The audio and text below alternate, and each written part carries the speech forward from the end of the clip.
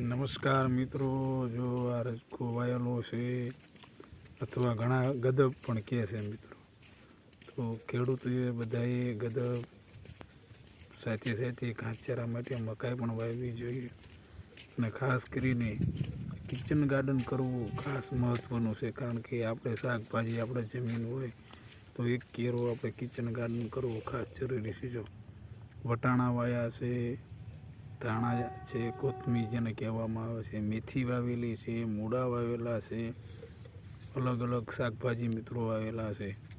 જો ભાઈ એક જ કેરો કરો તો તમારા પાંચ જણા હોય અને આરામથી આખો શિયાળો શાકભાજી ચાલે.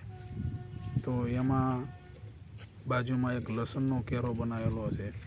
તો આપણે ખાલી એક જ કેરો બનાવતો, જેથી આપણે કોઈ પણ શાકભાજી વેચાતું લેવું ન પડે.